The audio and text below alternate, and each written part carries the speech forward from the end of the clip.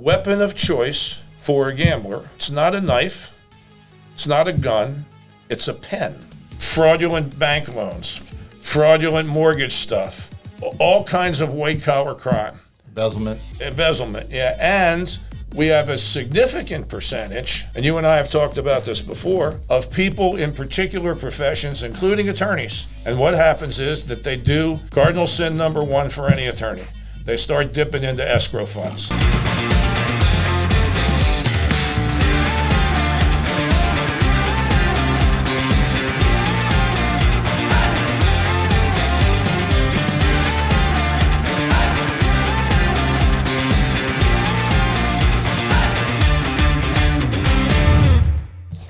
Good afternoon, everyone. Welcome to another episode of the TomCast. I'm the Tominator, Cherichello. My co-host, Drew Ryan, is here. Hello, Drew. How are you today? Very good, sir. Thanks for having me back. Good to have you back. Yes, sir. And our special guest today is a longtime friend and a client, Rick Benson. Hello, Rick. Hi. Very good to be with you, Tom. Good to have you here. Thank you. Before we get started with you guys, usually we do a few shout-outs at the beginning of every episode. The first, most important one is my lovely, I don't know if I would call her ex-co-host, Sarah Magda, is 25 today. Happy birthday, Sarah. Happy birthday, Sarah. Happy birthday, Sarah. I hope you stay out of trouble. And I do have a present being delivered, so you look out for that. Tax-deductible gift. My next shout-out is to the Iowa Supreme Court. A couple days ago, I traveled to Iowa to be sworn in as an attorney in Iowa. And I just can't say enough positive things about it. The administrative staff, the Supreme Court building is just gorgeous. And the justice who administered the oath of office to myself and a few other people was just a great person. So I had a really good experience. I don't know how much business I'll be doing in Iowa, but for those citizens of Iowa listening, again, www.tominatorlaw.com. If I can be of any assistance, I'm happy to help. It's funny, when I took the oath, the twisted things that go through your mind sometimes, I thought of an episode of The Sopranos, for those who ever watch The Sopranos. There was one episode where one of Tony Soprano's soldiers, I guess, or what have you, inherited $2 million. So he wanted to retire to Florida and quit the mob. And he goes to Tony Soprano and he says, look, I want to retire. I inherited $2 million. And he says, look, I'll take care of you. You'll get your cut. And Tony Soprano goes, you took an oath. And I thought of that while I was being sworn. I didn't take an oath to be in the mob. I took a different kind of oath. But I thought of that. I don't know why. Stuff.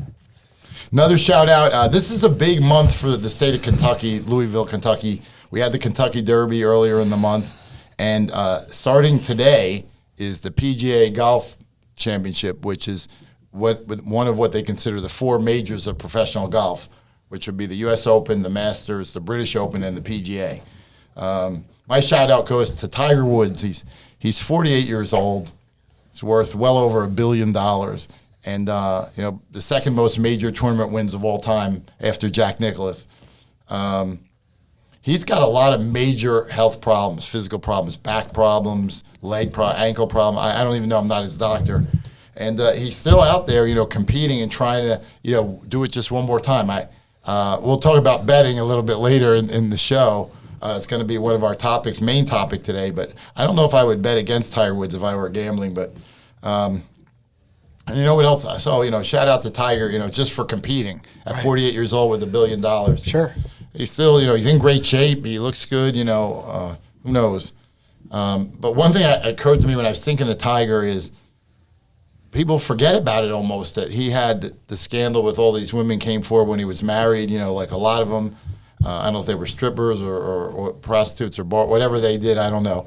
And I was thinking, it's funny how, John F. Kennedy, Bill Clinton, and Tiger are revered. They walked away from these things unscathed. Yet Donald Trump, everyone hates his guts. I mean, I'm not taking sides, but I just thought that was kind of ironic, Sure. Another shout out. I'm not really a big fan of the music that he creates. There's a music producer and songwriter, a guy named Benny Blanco, And the reason I know who he is because he's dating Selena Gomez, who I've shared on the show before. Like, I love Selena Gomez. And I heard of this Benny Blanco. He's a kind of an unusual looking guy, which, you know, some guys probably look at Benny Blanco and say, how did he get Selena? You know, this weird looking guy. He's 5'5", on a good day, his words, not mine. You know, he's got and I'm like, I applaud that because the regular guys like us have a shot. Beauty is in the eye of the beholder, man. Look at Pete Davidson. He landed Ariana Grande, and guys are like, well, how did that happen? But in any event, the reason I mentioned Benny Blanco, I'm driving home from the Tampa airport. It's after midnight. Coming back from Iowa. I'm listening to Howard Stern. I know I keep plugging Howard Stern, even though he's our competition, you know. But I love Howard Stern, and he's interviewing Benny Blanco, and like the guy is really humble, intelligent, well-spoken. I mean, you can see he's just it's not fake. It's not an act. He's a good guy. Like, I'm like, so even though I'm more of my musical tastes go back to the Rolling Stones, Creedence Clearwater Revival, The Doors, The Who, you know, stuff of that era. You know, I think he's, you know, the closest he is to Jagger is the Moves Like Jagger. He produced that song by Maroon 5. But I really enjoyed it, and he seems like a great guy. So I would have thought if you asked me a week ago, Benny Blanco is the enemy. He's got Selena. But now I give Benny, I'm adding him to the list of my standard agreement for celebrities to come on the podcast is I give you airfare, because this is not the Howard Stern show with the big budget, airfare and Hooters. Yeah. Now, Benny, I'm going to throw in hotel, and you know maybe I don't know if there is anything, my money, better than Hooters, but I'll take you somewhere else to eat too. So shout out to Benny Blanco. Another shout out is to Craig Carton. I grew up in the New York, Philadelphia area. Craig Carton was a longtime radio host in Jersey, New York, Philadelphia.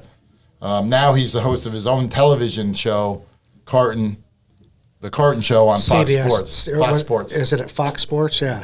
He's a talented guy, man. It's on Monday through Friday from 7 a.m. to 9:30 a.m. But Rick, I understand that you know Craig Carton. Is that right?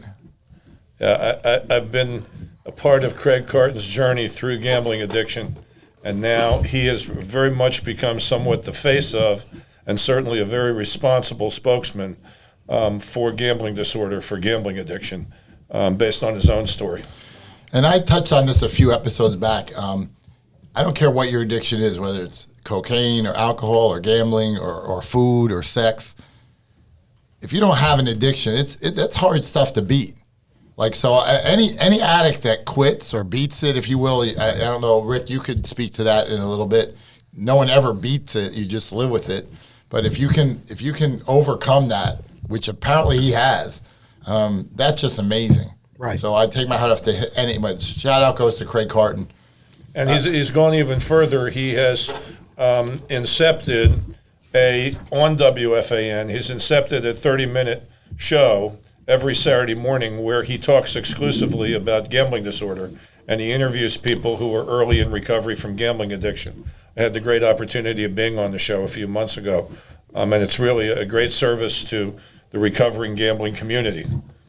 That's good to hear. That's good. Good to hear, man. And my last shout out today is, last week I gave a shout out to Wawa, which I love Wawa, being from Jersey. You know, Wawa was started in the Philly area, and I invited them to be a sponsor. I haven't heard from Wawa yet, so I'm holding my breath. So on the way here, I stopped at Circle K. So I'm getting equal time, Circle K. This is your chance to jump on board. The problem with Circle K is like their cups are way better, and the price is right, but they have very limited selection. Like, I'm trying to stay away from soda and drink like Powerade or Gatorade, stuff like that. Right, less and sugar. so, but they don't have that in their fountain drinks. So this is Diet Dr. Pepper, which I do love Diet Dr. Pepper. So shout out to Diet Dr. Pepper. All right, that'll do it for our shout outs today. Now we have a few quick follow-ups of prior episodes. Trump trials going on. Michael Cohen, I've shared on several episodes. He was Trump's personal attorney. Now he's testifying against him, which I'm not trying to take sides of defend Donald Trump or defend Michael Cohen or be against Michael Cohen or anything, but it just leaves a terrible taste in my mouth, an attorney testifying against his former client. I don't know how that, to me, that's just, I can't even envision. I don't care if I'm going to do like 10 years in jail. I ain't testifying against a client, but it is what it is. So he's admitted to lying. I'm really wondering how this case is going to go, because if you're a juror, I mean, the guy admitted, well, I lied like a million times, but he says, well, Trump told me to. I did it to protect Trump. I mean, you know, and I'm a student of history. I shared in a prior episode. I love history, even though I have no degree in it. I never, taught history. At the end of World War II, they were trying the Nazis, war crime trials, Nuremberg trials. And these guys their defense was, hey, they told me to do it. My superior officer tells me to kill Jewish people, and I did it. And they basically, that was no defense then. It's no defense now, But so we'll see what happens. It's getting close. Like, they're saying this could be the last prosecution witness, Michael Cohen. If it is, then Trump will be able to. They're not going to have court tomorrow because Trump's youngest son, Barron Trump, is graduating high school. So they gave him they agreed to give Trump the day off to go see his kid graduate. So it'll be defense witnesses next week. I mean, this thing could go to jury, by the end of next week, and it'll be really interesting to see the first time in history a president has been charged with a criminal offense. There are going to be big ratings for that, man. There's no TV ratings, not on TV. Don't want no TV, but the coverage itself is going to be pretty, I would have to say, pretty electric outside of the courtroom is my prediction when they start.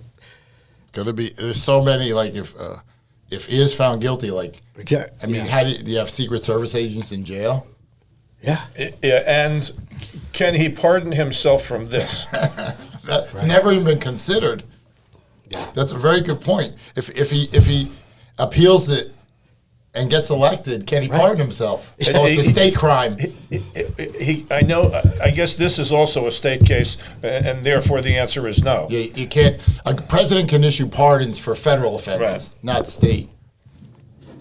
Next follow-up, I mentioned, we discussed briefly last week, mental health.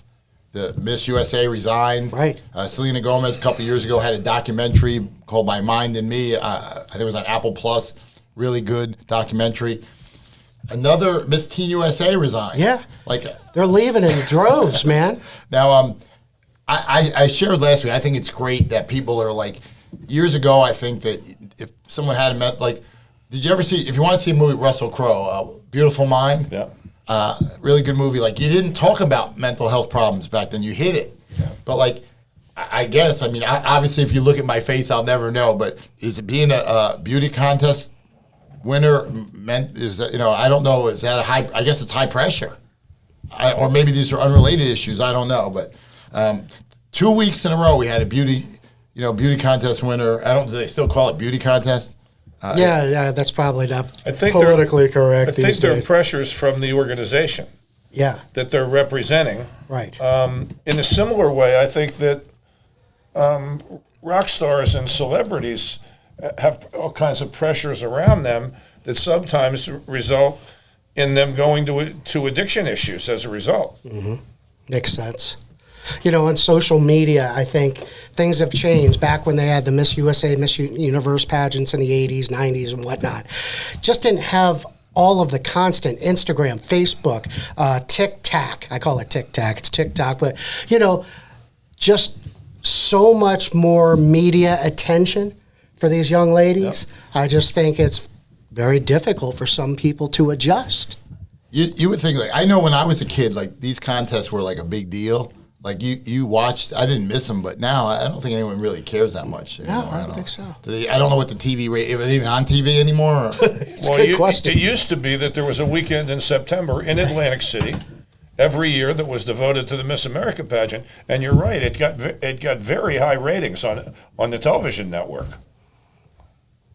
So I guess it's really good that these young ladies are recognizing they have a problem and they're doing something about it. Yeah. All right, next follow-up, the NBA playoffs are going on. I personally think, with the exception of football, only plays, now it's 17 games, baseball, basketball, and hockey, the season's too long. Who cares about game number 33 on a Tuesday night? But I really get into the playoffs in basically every sport. I was watching NBA playoffs last night. We got 4 teams left, 2 in the East, 2 in the West. Dallas leads Oklahoma City 3-2. Denver, that's a really good series. Denver and Minnesota Timberwolves. Jokic and this kid, the Ant-Man, Anthony Edwards, coming out 22 years old. He is going to be the face of the NBA, man. So Denver lost the first 2 games at home, and then they won 3 straight. Like, you would have thought they were doomed, but they're the defending champs, so that's a great series. We also have the New York Knicks. They're up. They destroyed Indiana last night. They're up 3-2. I don't expect them to win Game 6 in Indiana. I think we're headed for a Game 7 at Madison Square Garden. By the time this show airs next Tuesday, we should be into the conference finals. Isn't that right? Probably Tuesday. Oh, yeah, absolutely. Right. And the Celtics obviously advanced. They blew away the Cavaliers without Porzingis, which is impressive. Well, the Cavaliers were injured too. So if you ask me right now who's going to win a title, I mean, you could make a case for anybody. Sure. So I'm excited about the NBA playoffs. Now, NHL playoffs also going on, and I would say, Rick, I would, of anyone I know, you're my NHL expert. So who do you like? I've been a hockey fan for a long time. So what we have right now is we have Edmonton and Vancouver tied at 2. Going back to Vancouver for Game 5. We have Florida and Boston at 3-2. Going back to Boston for Game 6. We have Carolina and the Rangers, with the Rangers 3-2, going back to Carolina tonight. And the 4th series is in the West. It's Dallas and Colorado? Dallas and Colorado, going back to Colorado for Game 6, either tonight or tomorrow night. It seems like when I was a kid, like there were a lot of blowouts. Like these series are so competitive. Like basketball or hockey, right? I mean, anybody could win. Yeah. And used to be the home ice or the home court was huge. Like teams are winning on the road. Like the Rangers could have wrapped it up at home, right? That's correct. And they did not. They did not. So who do you like, Rick? We'll put you on the spot. Who's going to win that Stanley Cup? I like Florida in the East, and I like in terms of who I think will get there. I think that Edmonton will get there in the West, but I'm rooting for Vancouver, who is the longest shot in the West. I've been a Rick Tocchet fan for a long time. He's now the head coach in Vancouver. Nice. And I grew up a Flyers fan. So I remember when Rick was playing for the Flyers, and he's one of the few people in the NHL. Most people don't do this because of rivalry. Rick is one of the few people that played for both Philadelphia and for Pittsburgh. The whole state of Pennsylvania he had covered. Yep. For those of our viewers who are not big hockey fans, and growing up, I followed hockey. Bobby Orr I shared on one of our first episodes was one of my heroes, but it didn't compare to base. From when I was a kid, baseball was number 1, and probably football second.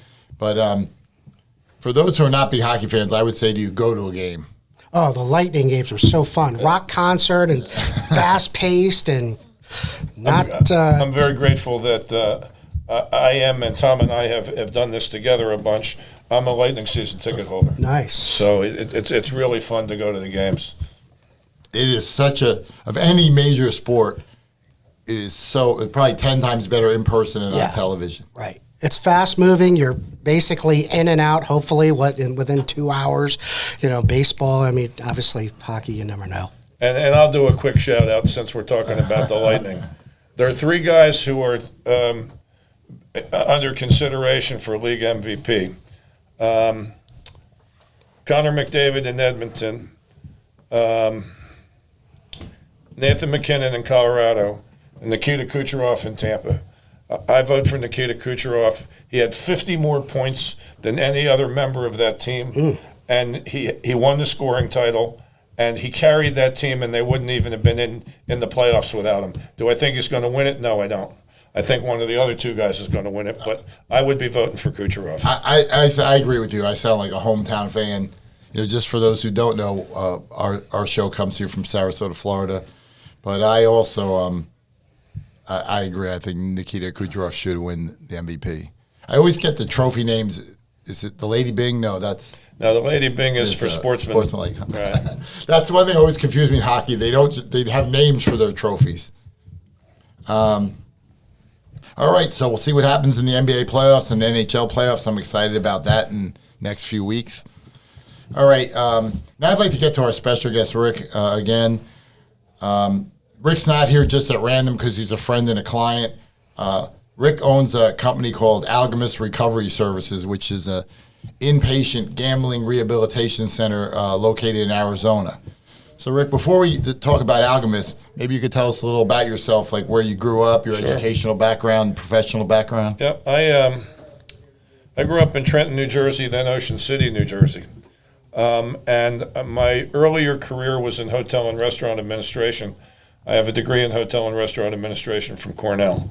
And then I worked in the corporate restaurant business for a number of years, and then I worked as an entrepreneur, both running nightclubs and running restaurants, that some of which I managed and some of which I owned.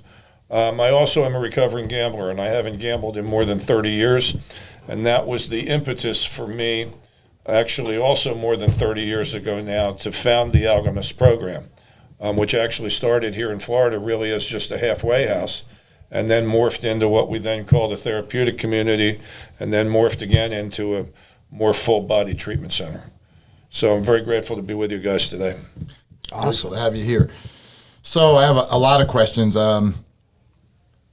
Where exactly is Alchemist located? It's located in the western Phoenix suburb of Goodyear, Arizona. We're a 10-bed residential program. We do accept most major medical insurance, and our clients literally come from not only all over the United States, but from all over the world. In this calendar year, we've had a client from Israel, a client from Denmark, a client from Mexico. So we get international clients as well as, because we're one of only 4 programs that are truly gambling specific. There's 100 programs that will say they treat gambling addiction. And then when the gambler gets to treatment, he finds himself surrounded by crack addicts, meth addicts, heroin addicts, and alcoholics. There's also a misconception, if you will, that because I'm a highly trained counselor or therapist in alcohol chemical dependency, that means that I'm also trained in gambling addiction. There's some real nuances in the gambling addiction that require really specific training for the clinicians. Now you are like certified? Yeah. I'm an internationally certified gambling counselor level 2, and I'm also a certified problem gambling counselor in Canada. Now what's the length of your program? If someone goes to your facility? They're with us for an absolute minimum of 6 weeks. Unless if there's a compelling personal or business reason, we might take them for 5 weeks or 4 weeks. But we really have found over all of these years that the 6-week treatment program is much more clinically effective in terms of people being able to get launched into long-term recovery. A few weeks ago, I talked about my observations as a kid. The only states that had legal gambling were Nevada, Las Vegas, Reno, and Atlantic City, which came in 1978. Gambling's exploded, Rick. I mean, how many states have legal gambling now? 48. Or just Hawaii and Utah, right? Hawaii and Utah are the only states that don't, and Hawaii is apparently contemplating a lottery, which will leave only Utah. Now, I think gambling is exploding, and one of the reasons why a lot of the public doesn't notice it, would you agree, because it's easier to hide? Oh, absolutely. The addicted gambler is not slurred. He's not staggering down the street. He doesn't have track marks on his arms. So on the outside, he or she looks pretty darn normal. On the inside, the emotional seething that's going on, if you will, is every bit as serious, if not more so, than any other addiction. There's a couple of things that we know that set the gambling addiction apart. One is we know that the incidence of suicide attempt and suicide success in the gambling addiction is 5 times higher than any other addiction. Wow. If it's very hard to drink enough alcohol to kill you. You're probably going to wind up in a hospital. I've first. tried. No. Very hard to do enough cocaine that it'll kill you. You're also going to wind up in an emergency room. Heroin and fentanyl, that's a little different story, all right? But in the gambling addiction, there's no amount of bets that will kill you. But I've heard the sad story so many times over all of these years where the client says to me, I was considering suicide, and the reason was I figured if I drove my car into a bridge abutment, made it look like an accident, at least my wife would get the life insurance to get a fresh start for her and the kids. Wow. Yeah. And I actually had a client who did it. He drove his car off a cliff and he lived. And he came to treatment in a body cast. That's an amazing I guess story. some people in the general public think of gambling as like a harmless vice. Like I shared a few weeks ago, famous scene from The Godfather Part 1, where all the mob bosses are in a big room and they're talking about getting into drugs and they're debating, should we start selling? Because for years the mafia didn't, it was a no-no to deal drugs. And they're debating it, and the Godfather, Marlon Brando's character, is like, I have a lot of politicians in my pocket. They see gambling as a harmless vice. And I have clients, I have several wealthy clients that, they could go to the casino and lose $10,000. It's like nothing.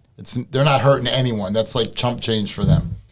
But that's the exception. I mean, there's a lot of damage being done in society that people don't really know about. Somewhere between 3.5% and 5% of the population in the United States gambles either problematically or addictively. Now, what you have here is you have a spectrum. It starts with social gambler. Gambles very little, like you said, maybe he goes to the casino every once in a while, he loses money that's truly discretionary. Now you get to serious social. This is a guy who is not addicted, but he likes to bet on football every weekend. And so every weekend he makes perhaps even some pretty significant wagers that he can afford, but he's a serious social gambler. There's not a weekend during football season that he doesn't gamble. Then you get to the problematic gambler. Okay, the problematic gambler gambling is causing a problem in some area, one or more areas in his life. It's causing him relationship problems, financial problems, social problems, spiritual problems, but it's causing some problem in his life. But he hasn't crossed what we refer to as that invisible line into irresponsible, uncontrolled gambling. Once that line gets crossed, it's hard to come back. Let me tell you a little of my story. I had my first big win at Atlantic City Racecourse. I was convinced, based on that I had my own bank at any racetrack in the United States, and I could go there and make a withdrawal any day that I wanted. that I didn't have to work 40 hours a week like anybody else did. I bought handicapping books. I taught myself to become a thoroughbred handicapper. Okay, the big win for many gamblers, not every gambler experiences this, but for many gamblers, including me, the big win is what we call the hook, right? It's what kind of solidifies the addiction, saying, I'm special. I thought because I had good IQ, I had high mathematical aptitude, that I could see more in a racing form than anybody else on the planet. Obviously wasn't true. Okay, advanced the tape after I had discovered bookmakers. And by the way, the first sport that I really started betting heavily on was hockey, because where I went to college at Cornell, we won a national title, and you guys will know this name. We won a national title while I was there because my classmate at Cornell was Ken Dryden. For those viewers who don't know, Ken Dryden may have been, arguably the greatest goalie ever to play hockey. I think he played 9 years and won the Stanley Cup like 6 times or something like that. I mean, played for the Canadiens. Yeah, Montreal Canadiens. And so he was our goaltender, and he became an attorney after. never lost a game, or rarely lost a game when he and I were at Cornell together. So, but then I discovered Vegas, And when I discovered Vegas, I thought that I had discovered Valhalla. I thought it was the greatest place on the face of the earth. I taught myself to become a blackjack card counter. Was a good enough card counter that I got asked not to play blackjack in strip casinos. But it didn't matter because the addiction was overriding whatever mathematical ability I had. I couldn't do the one thing that you have to do if you want to be a professional gambler. And that's, I didn't know how to leave. I couldn't get up because the action was overriding whatever mathematical abilities I had. I went to Vegas. I was there for almost 5 years. No employment other than gambling. And when I left Vegas, I would have told you it was no longer Valhalla. It was now Gomorrah. You know, I left running. A lot of bad stuff happened.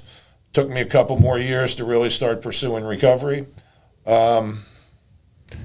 And today, I think that all that I went through has given me the ability to treat gamblers over all these years because I understand what they're going through. And I'm very appreciative to you because Tom's been the attorney for Alchemist for a long period of time. He knew people back in New Jersey that I knew who had gambling problems. He certainly has a good understanding from afar of the gambling addiction. And very grateful for all that you've done for Alchemist over all the years. Thank you. Well done.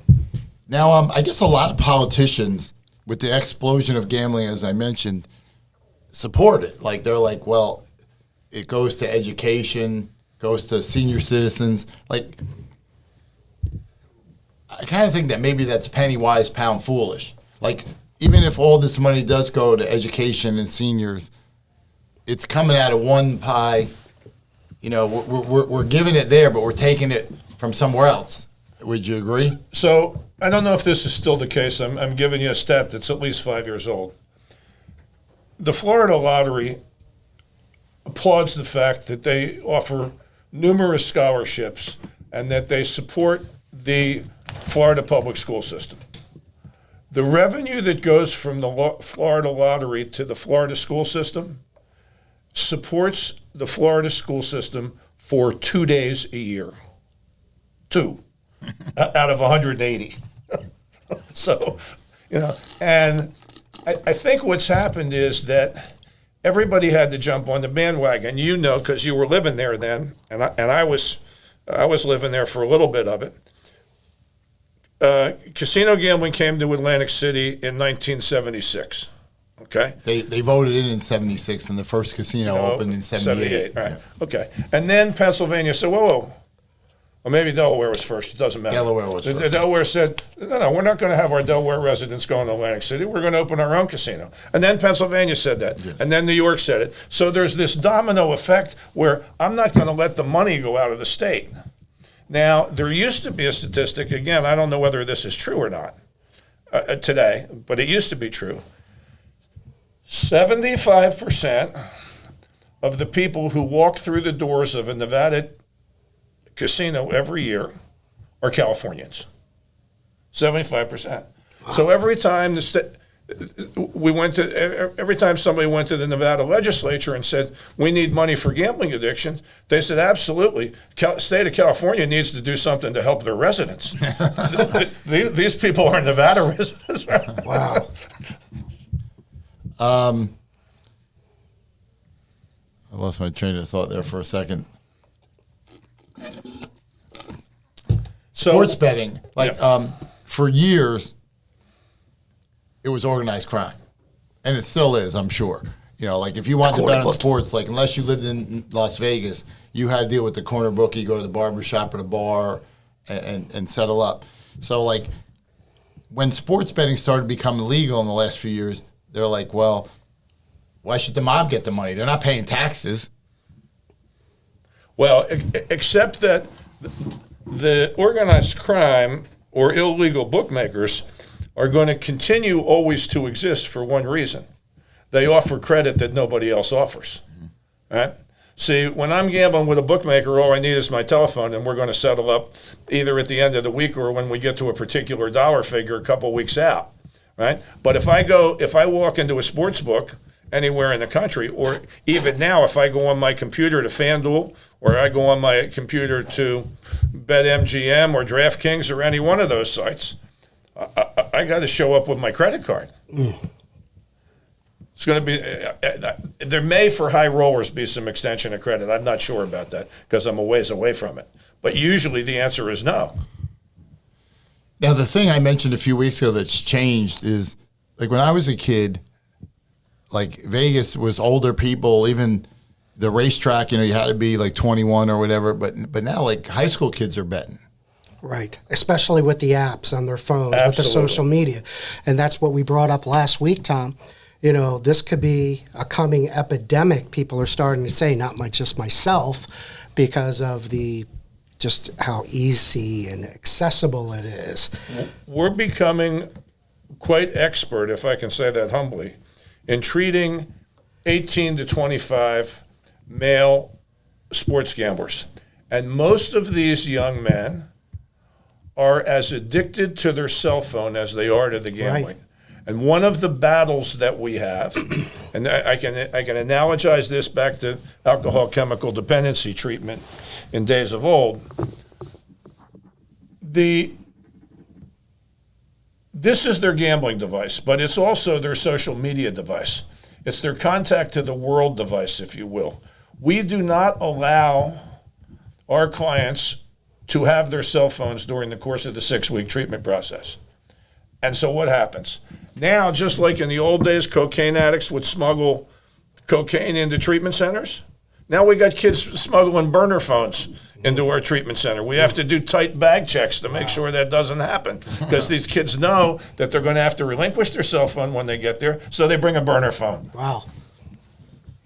Now, getting back to what I mentioned earlier, like, what are some of the harms of this? Like, a lot of people think that gambling is just harmless fun.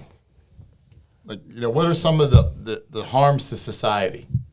Well, for one, there was a study done in New Jersey 5 years, it would have been mid-'80s, I think, or maybe later, that said the bankruptcy rate in New Jersey had tripled and that the average savings account in New Jersey had decreased, I don't know, it was by 10 or 15%.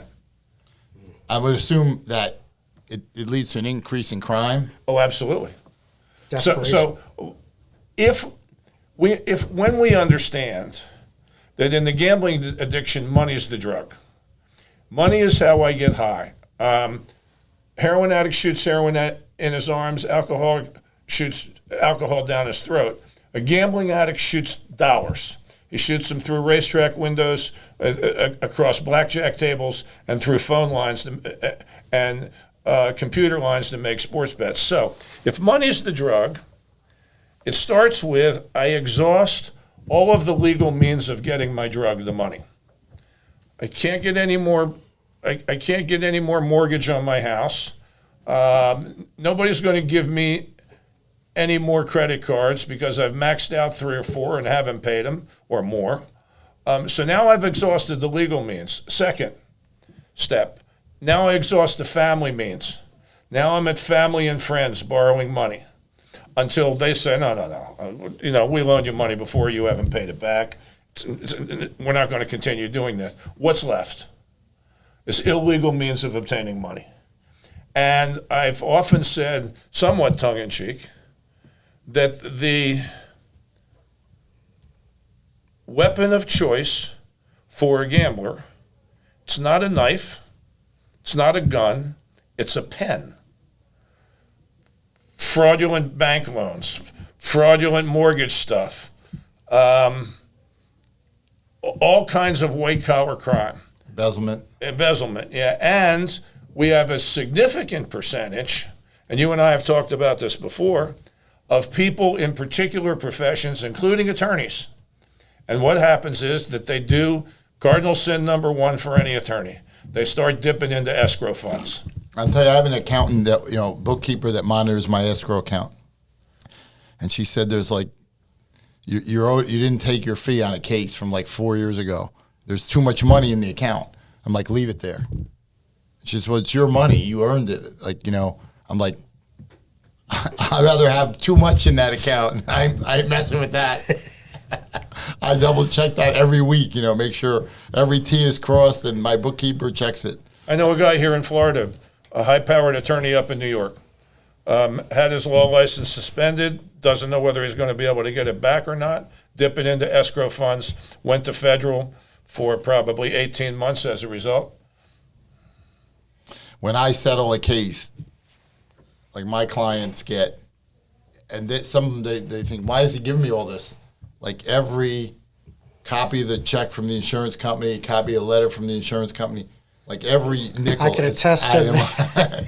But for those Copies who don't know, of copies. I mentioned it. Drew also works with me in addition to be a friend, so. Very diligent, I got to say. Knock out wood with the paperwork, and that's a good way to be. All right. Well, what's going on with is there litigation going on with sports betting in Florida? Like, is it? Yeah, that's where I wanted to go. That's why I showed you that today. It's my understanding, and I'm not too up to speed on this, but I'll try. It's my understanding that to date, the governor has given, if you will, I don't know if that's the right word, but I'm going to use it, has given a monopolistic situation to the Seminole tribe. Correct. And he said, I'm not going to let any other operators from anywhere else in the world into Florida. You, Seminole tribe, have exclusive rights to the sports gambling and all other gambling in the state of Florida. And yeah, I understand now that you can gamble on sports through the Seminole tribe. That they not only have a website, but I think if you go to the Hard Rock, you can gamble there. You Sure. can. Right? But here's one of the expansions that was interesting for me. I was surprised about this. I guess I shouldn't have been. I went for the first time. I lived in Chicago for a period of time. I watched a lot of hockey at the old Chicago Stadium, but I'd never been in the new stadium, in the United Center. I happened to be in Chicago last year when the Lightning were there, so I went to the Lightning game to watch them play the Blackhawks. And in the United Center, there's a sports book. There's a FanDuel sports book. I'm like, really? Now you got sports book, and I understand it's true in other gambling, in other sports facilities as well. They're doing the in-game betting while watching the game. Like, will Levain score a basket or this and that? It's taken off probably more than you could ever have imagined years ago. I mentioned a couple weeks ago that for years, I mean, going back like 100, well, not 100 years, but probably going back, close to 100 years, the sports leagues were the biggest anti-gambling proponents there were. Right. You were kicked out. Joe Jackson, I mentioned, Pete Rose. Sure. We could go on and on. Art Schleister. Art Schleister. Yeah. Now, they're partners. Yeah. Money talks, right? I mean, but a lot of people are thinking that this is going to be a real problem with keeping the integrity in these professional sports leagues, with this gambling. I mean, now you're getting the officiating brought into it. You obviously are well aware of the guy that lived in Lakewood Ranch here, Delaney. Just basically, it's kind of going off the rails, it seems to me, a little bit. Absolutely. They're just not, it's almost laissez-faire, but, hands off, let it go. I've been singing this song for 15 or 20 years.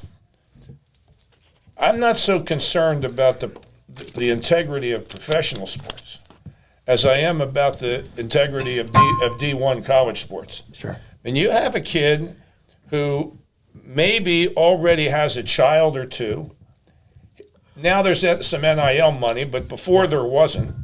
And somebody says... For those who don't know, not to interrupt you, Rick, sorry, but NIL stands for name, image, and likeness. It was illegal years ago. It's exploding. And I actually took a webinar on it a month ago or so. Did you? And the attorney who gave it, he goes, we need lawyers to get into this stuff. That's good stuff. So maybe any athletes out there, Tominator.com, name, image, and likeness, the one-stop shop, baby. Yeah. So, but you have this kid who obviously is struggling financially, and some organized crime guy or some professional gambler unquote comes and says, look, I don't want you to lose that game. But you're favored by 17, right? You just don't win by more than 14 points, And it has to be very significant temptation to that 20, 21-year-old college kid. Absolutely. Especially if it's somebody who's probably not going pro. Right. And I'm a huge movie buff. I share it all the time on this program. 1975 James Caan film called The Gambler. The best. It was remade and I love Mark Wahlberg. No knock on Mark Wahlberg, but the remake was not one. And they changed the ending in the remake. But you want to see 1975? You could probably get it on YouTube. Might pay. James Caan was great actor.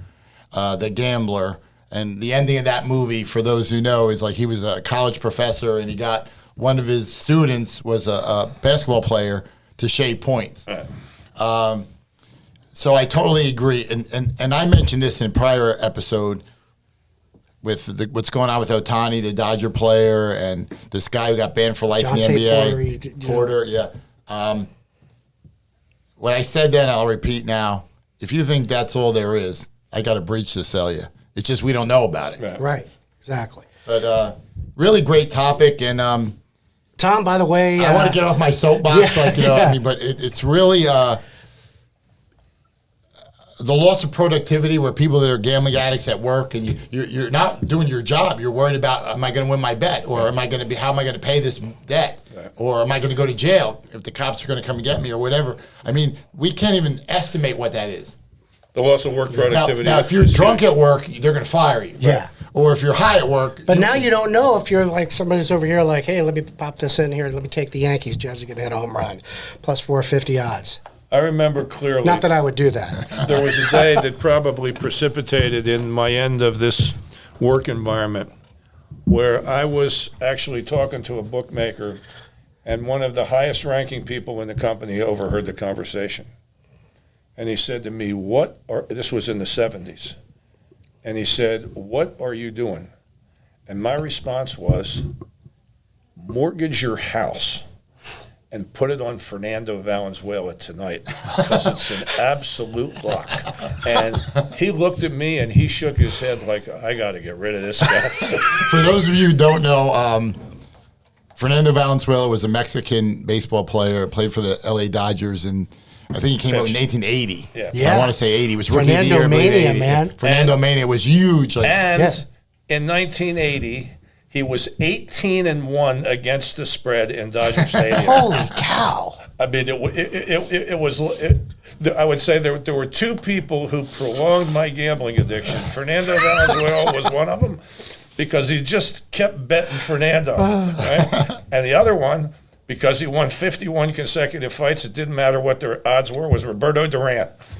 Hands of stone. The hands of stone. And when Fernando would come out to pitch, pop culture show we have, they would play ABBA, Fernando. Yeah, that's right. Can we play that song?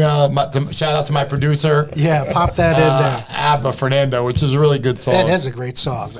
All right, really good stuff, and like, really I don't want to, knowledgeable, be on the soapbox, like, it's just something for those out there that maybe think they have a problem. If you think you have a problem, you probably already do. Would you agree with that, Rick? I agree. When they start calling you the mush, you may have a problem, like the Bronx Tale, man. When I was a kid, to switch gears a little bit before we wrap up, there were 7 TV channels. You had the 3 networks, you had 3 independent stations, and you had PBS.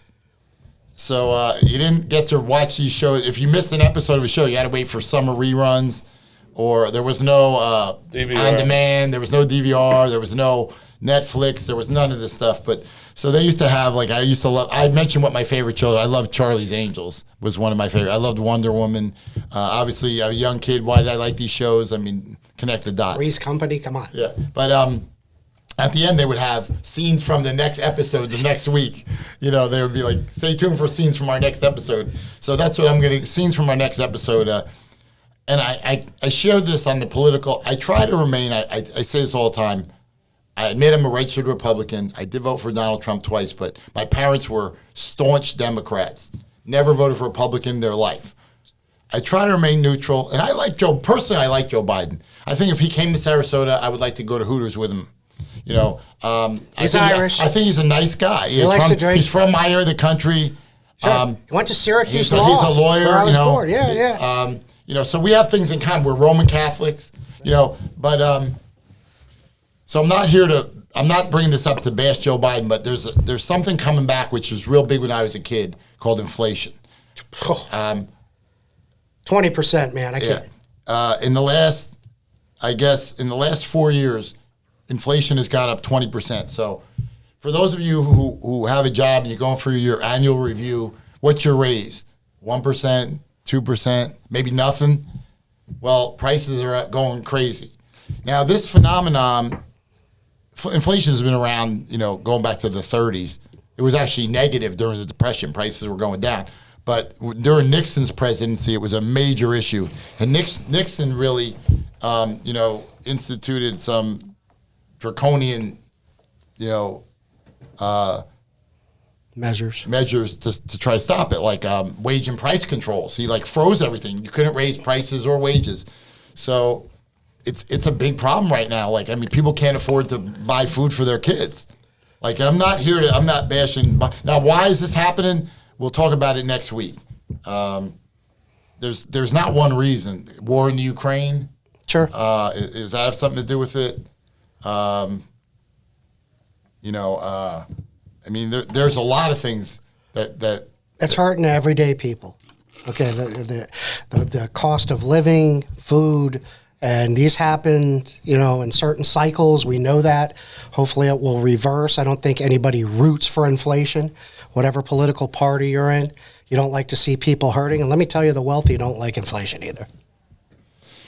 Well, we thought we had it in check. Going back to, I guess, from maybe 82 to for 20 years, it was minimal. And now it's going crazy. So when you go into a drugstore, well, I call it a drugstore, CVS, Walgreens, and you're walking down the aisle and you see some, deodorant for $9, that's when you start having moments of what the hell is going on here. Yep. So maybe we'll address that. My undergraduate major, was in business, so I have some knowledge of this stuff, even though, again, I never taught it or anything like that. I'm not a professor, but at least I kind of have a decent understanding about what it's all about. And, there's many causes of inflation, but it's become a big problem in not only this country, but around the world. Yes. So maybe we'll get into that next week. And well, he's going to slap some tariffs on the Chinese, so we'll make some money that way. There's some economists that think tariffs are bad. So that's something that could be. Trump made us a lot of money. What I think is ironic is Trump for years. My issue with tariffs is, not to get on the soapbox, I'll give you an example real quick and before we wrap up. What country in the world has more cigarette smokers per capita? Is Japan. They love to smoke. Now, what country makes the best, most inexpensive cigarettes in the world? United States. Okay? Do we sell our cigarettes in Japan? No. Right. Because of tariffs? They won't. They won't let us. Or what country eats the most steak per capita? Which I love a steak, which I'll probably be having one with you guys in a little while. Is Japan? Longhorn steak in Japan is $100. What country has the best meat? Us. Why can't we bring our cigarettes and our steak over there? That's how it should be. A free market is good for all countries. But now the Japanese make great cars. They sell a ton of them here. So it should be a level playing field. I agree. Yeah, right. That's all I'm saying. That's what Trump was preaching, and I think the average person doesn't understand that. And again, I'm not trying to take sides. But it was a big issue. Trump was saying we have all these bad trade deals with China. It's one-sided. We're not selling our products in China. So, we're going to have a little economic discussion next week and be part of our show. So, guys, I really want to thank both of you. Drew, again, thanks for coming back. Rick, really appreciate being here. Thank you, Tom. Pleasure. Just to stay in closing, if anyone is looking for help with a gambling problem, even if it's not residential treatment, you can reach us at 1-888-ALGAMUS. That's ALGAMUS, 1-888-ALGAMUS, ALGAMUS, or go to our website, www.algamus.org. Whether you are the gambler or you are the family member of the gambler, we'll be glad to provide whatever kind of resource assistance we can. Appreciate being with you guys today. That was great. I think it's a great point in closing, though, Rick, is like the family member and friends need to look out. You know, I mean, See the signs and say something. that's right. All right, great talk. And again, you. thanks for everybody. And thank you, everyone. And we'll see you next week.